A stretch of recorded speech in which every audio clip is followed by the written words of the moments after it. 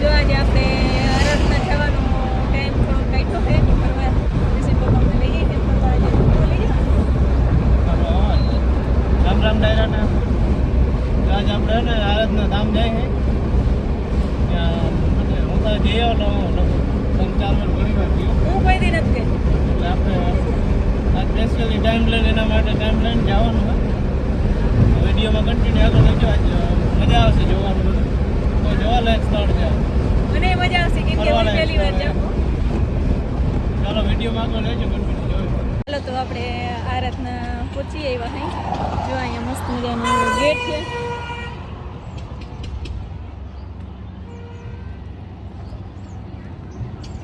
અને અહીંથી જવાનું જો અહીંથી જવાનું બધું મસ્ત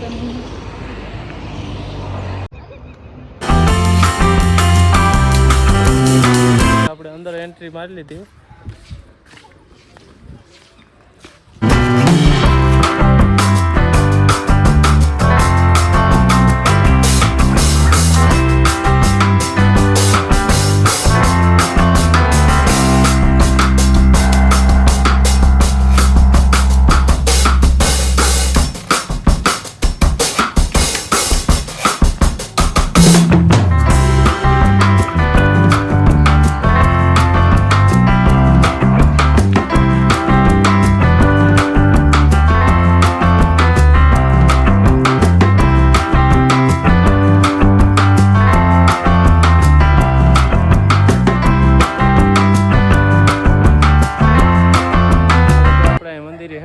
આરાધના મંદિર આવી ગયા જો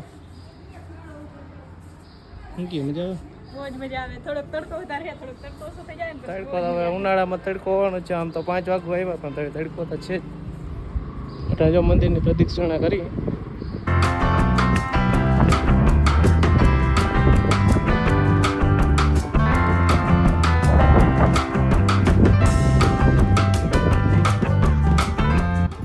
આ મા દીકરો બે ફોટા પાડવામાં નવરા નથી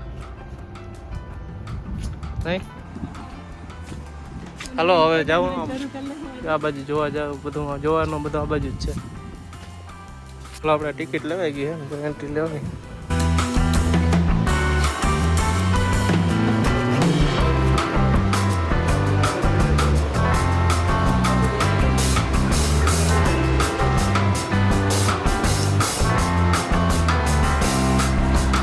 આ બધી આર્ટ ગેલેરી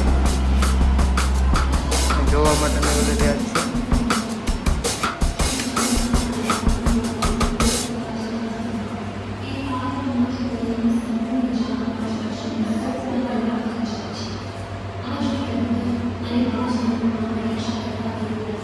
આ એને મેઘરથ રાજા હે એના મહેલમાં હે ને કબૂતર ઉડતું ઉડતું આવે અને મેઘરથ રાજાને ખબર ના હોય કે આ ભગવાનનું રૂપ છે પણ અસલમાં આ ભગવાનનું રૂપ હતું અને એની ભગવાન એની પરીક્ષા લેતા હતા કે આ રાજા કેવા છે એટલે હે ને એને જો આ સાબડામાં બેહાડે ને હારવાર તોલીને બધું ગરીબોમાં બધું ધન ને બધું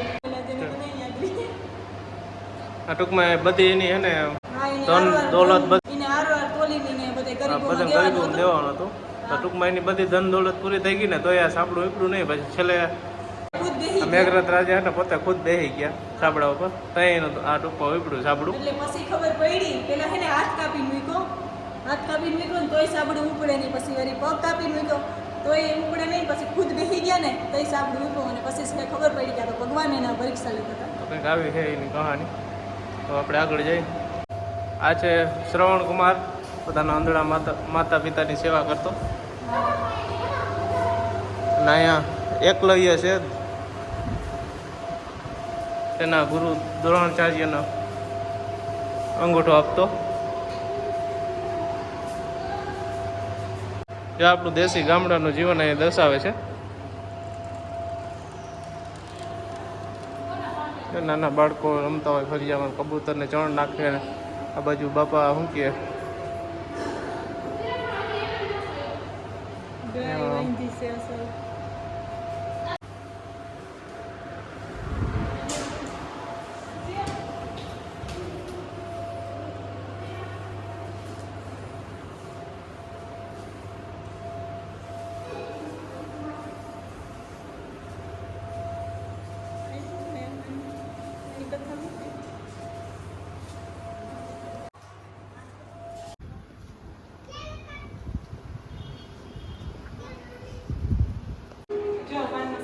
ગળામાંથી આવું બધું થાય એ બધું અહીંયા દર્શાવ્યું છે. જો અહીંયા દેખાડે ના ભાઈ પાનવાલા હો. જો અહીંયા ગળામાંથી આવી રીતના કેન્સર થાય, મોઢામાં થાય, બધું દર્શાવ્યું.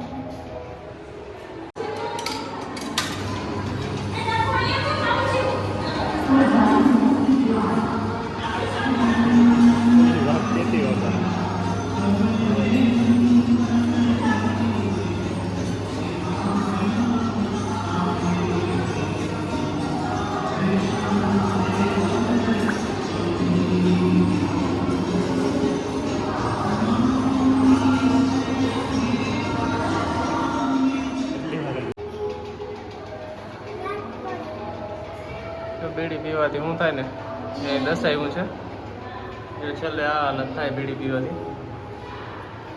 એમાં મીરાબાઈ હે ને ઝેરનો કટોરી પીએ ને એનો દર્શાવવામાં આવ્યું છે. અને નરસિંહ મહેતા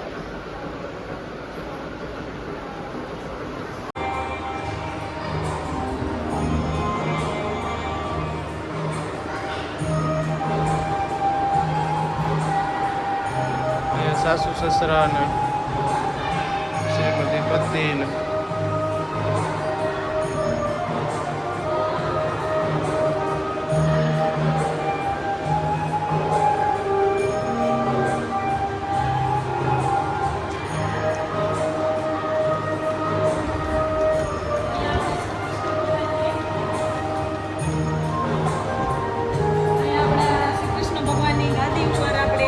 સુદામાના મિત્રતા દર્શાવી છે. અને રૂકમણીજી પાણી રેડે છે કૃષ્ણ ભગવાનને પગ ધોઈ. અહીંયા નિર્દોષ ચોર ને સજા આપવાથી દર્શાવ્યું છે. અહીંયા શ્રી કૃષ્ણ પશુ પક્ષી પ્રત્યેનો પ્રેમ દર્શાવ્યો છે. અહીંયા દાનવીર કર્ણ એનો દાનવીરતા દર્શાવી છે. અહીંયા વિવેકાનંદનું જીવન.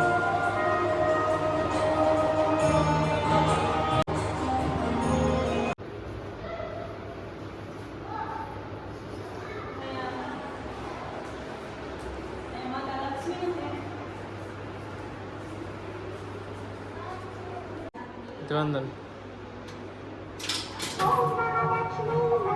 જો અહીંયા સિક્કો નાખીને એટલે લક્ષ્મીમાં બોલે. સિક્કા પૂરા ખબર હોય તો મને સિક્કા લઈ આવે એટલે ખબર પડી ગઈ. તમે તો આવી ગયા હતા નહોતા એનો તો કહેવાય નહીં ને તો આખું સિક્કા ઘરે નાખું ડબલું ભરી આવે.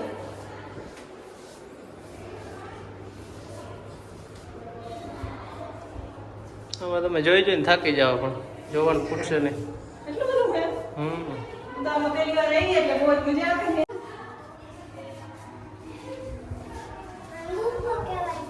ખબર નથી સિક્કા એને કરો સિક્કા મલક લેતા આવો. તમે કોઈ બીજી વાર આવો તો સિક્કા મલક લઈ આવજો તો મજા આવશે.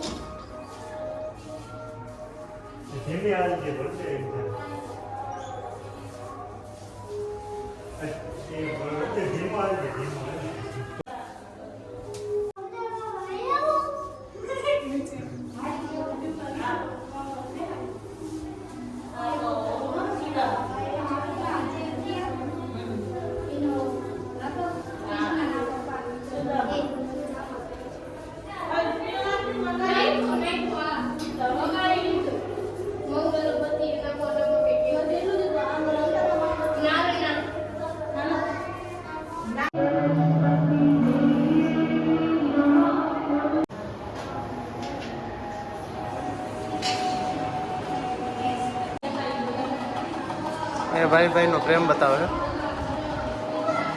રામ ને લક્ષ્મણ ને જો વનવાસ ગયા હતા ને એનો વિભીષણ. હનુમાનજી આખું ડુંગર લઈને આવે છે એ બધું બતાવે છે.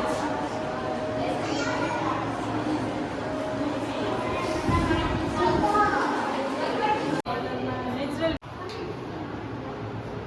એ પાર્લરનું બધું દર્શાવન છે કે આપણે કોઈ દિવસ એવા કંઈ કરવું ના જોઈએ. ખાલી નેચરલ બ્યુટી જ અસલી બ્યુટી હોય એવું બધું દર્શાવે છે. અને અહીંયા ખાવાનું આપણે એસી જ ખાવું જોઈએ. આવું બધું લાગેલી ને એવું બધું ખાવું ના જોઈએ બને ત્યાં સુધી. દેશી શાક ને રોટલા એ જ આપણો અસલી ખોરાક ઈ ને ગોળ.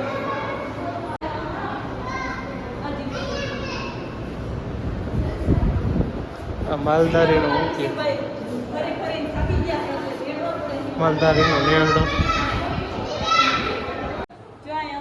કબૂતરની વાય ને એવું બધું દર્શાવેલ છે. પાણીનું પરબ. પાણી અને એ રીતના બધા હિંચકા પાણી આવું છે કે ગાલા મંદિર પછી બહાર થોડું ઘણું જોવાનું છે. ફરવાની બહુ જ મજા આવે છે.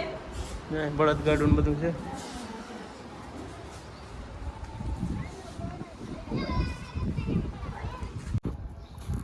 જો અહીંયા આપણું ગામડાનું બળદગાડું મેં કીધું બળદગાડું ને તારે પણ જો આ દિવાલોમાં બધા હે ને તીર્થ બતાવ્યા હે, બધા અલગ અલગ જગ્યા ટૂંકમાં એ દર્શાવી છે.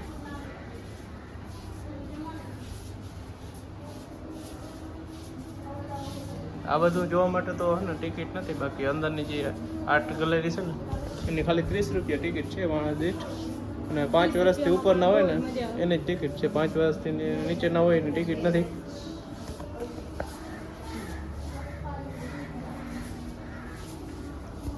તો કેવો લાગ્યો આપણો આજનો વિડીયો જરા કોમેન્ટમાં કહી દેજો, અને આજનો વિડીયો આપણે પૂરો કરશું.